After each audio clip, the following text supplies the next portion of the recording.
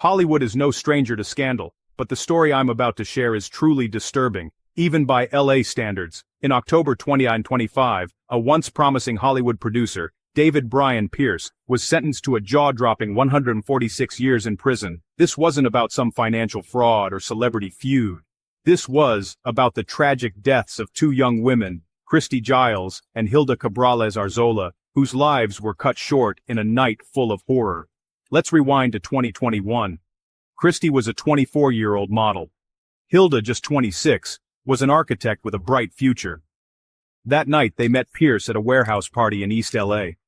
At first glance it was just another Hollywood after-party, but what happened next was anything but ordinary.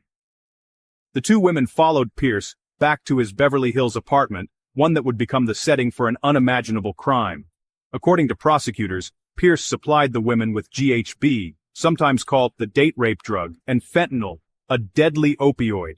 Deputy District Attorney Seth Carmack didn't mince words. He said Pearce drugged Christy and Hilda to facilitate the sexual assault. Imagine, within just 35 minutes of arriving, Hilda had already called for a rideshare, maybe sensing something was off, but she was never picked up.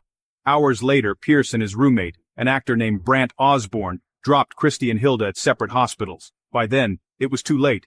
Both women lost their lives to fentanyl overdoses, their families left with questions, heartbreak, and outrage. But Pearce's crimes didn't end there. The trial revealed a pattern of predatory behavior going back years. He was found guilty of 7 other sex crimes involving 7 different women between 2007 and 2020. We're talking charges like forcible rape, sexual penetration by force, even rape of an unconscious person. You might recognize Pearce's name from indie films like Tooth and Nail. But behind the credits was a man living a double life, preying on vulnerable women while chasing Hollywood dreams. Pearce's lawyer tried to argue the jury got it wrong, pointing out that others at the apartment also got sick from fentanyl. But for the families of Christy and Hilda, the verdict brought a measure of justice, if not closure. As for Pearce's roommate Brant Osborne, his fate is still uncertain. With a mistrial declared and possible retrial looming, this case is a harsh reminder. In the world of glitz and glamour, real lives can be lost behind closed doors. Stay vigilant, look out for each other, and never forget Christy and Hilda.